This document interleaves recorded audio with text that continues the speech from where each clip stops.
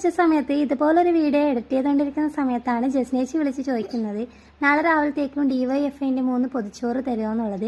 DYFI ചെയ്യുന്ന ഏറ്റവും നല്ലൊരു കാര്യമായിട്ടാണ് എനിക്കിതിനെ തോന്നിയിട്ടുള്ളത് കേട്ടോ. അതുകൊണ്ട് തന്നെ ഞാനും അമ്മിത രാവിലെ എണീച്ച് അതിനുള്ള പരിപാടികളൊക്കെ നോക്കുകയാണ്.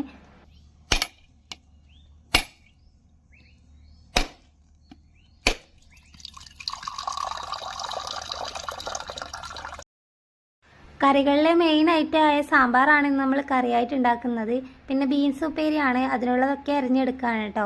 പിന്നെ പച്ചടി, കക്കിരിക്ക പച്ചടിയാണ് ഇന്ന് ഉണ്ടാക്കിയെടുക്കാൻ വേണ്ടി. അതിനുള്ള തേങ്ങയാണ് ഇപ്പോൾ ചിരകുന്നത്. പിന്നെ കുറച്ച് തേങ്ങ ഇറക്കിത വറവിലും കൂടെ ഇട്ടിട്ടുണ്ട് കേട്ടോ. നല്ലൊരു കാര്യത്തിന് വേണ്ടി ഇത്തരം കാര്യങ്ങളൊക്കെ ചെയ്യുമ്പോൾ പ്രത്യേക ഒരു ഹാപ്പിനെസ് ആണല്ലേ നമ്മുടെ മൈൻഡിന്.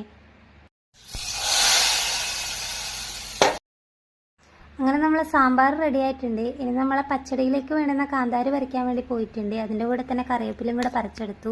നമ്മളിന്ന് ബ്രേക്ക്ഫാസ്റ്റിന് ഇഡലിയാണ് ഉണ്ടാക്കുന്നത്. പിന്നെ അത് നമുക്ക് ഇല മുറിക്കാം.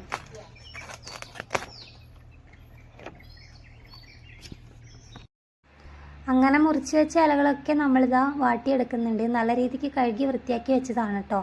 ധൻഷുവിൻ്റെ വക എന്തെങ്കിലും ഹെൽപ്പ് ചെയ്യണ്ടേന്ന് പറഞ്ഞിട്ട് കുട്ടി ഇതാ നമുക്ക് പേപ്പറും കാര്യങ്ങളൊക്കെ എടുത്ത് തരുന്നുണ്ട് കേട്ടോ. അങ്ങനെ അതിലേക്ക് നമ്മൾ ആദ്യത്തെ നമ്മുടെ പച്ചറിയാണ് നിറച്ചെടുക്കുന്നത്. അപ്പോൾ അത് 3 കവറിൽ മതങ്ങ് മാറ്റി വെച്ചതിന് ശേഷം അടുത്തത് നമ്മൾ ഓരോന്നിലായിട്ട് സാമ്പാറാണ് നിറച്ചെടുക്കാൻ വേണ്ടി പോകുന്നത്.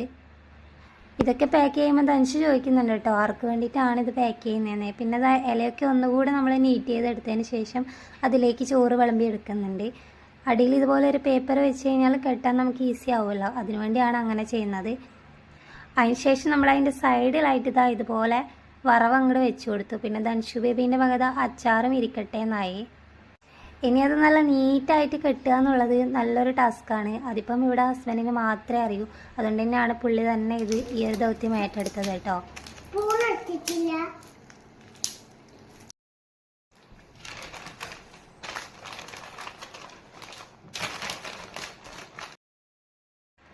അങ്ങനെ ഇപ്പം അതൊക്കെ നല്ല നീറ്റായിട്ട് ഇത് പൊതിഞ്ഞെടുത്തിട്ടുണ്ട്. അങ്ങനെ 3 കവർ നമ്മളിവിടെ റെഡിയാക്കി വെച്ചതിന് ശേഷം ഇത് നല്ല നീറ്റായിട്ട് അതിൻ്റെ മേലോട്ട് ഒരു റബ്ബർ ബാൻഡും കൂടി ഇട്ടെടുത്തു. കാരണം ഒരു കാരണവശാലും ഇതൊന്നും പൊട്ടിപ്പോകാൻ വേണ്ടി പാടില്ലല്ലോ. അങ്ങനെ 3 എണ്ണം നമ്മളിവിടെ സെറ്റാക്കി വെച്ചതിന് ശേഷം ഹസ്ബൻഡ് അത് കൊണ്ടു കൊടുക്കാൻ വേണ്ടി പോവുകയാണ് കേട്ടോ.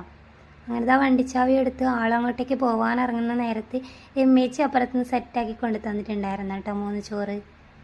ഇങ്ങനെയുള്ള ഓരോ കാര്യം ചെയ്യുമ്പോൾ നമുക്ക് അന്നത്തെ ദിവസം തന്നെ ഹാപ്പി ആവാൻ അത് മാത്രം മതിയല്ലേ. എന്താണ് നിങ്ങളുടെ അഭിപ്രായം?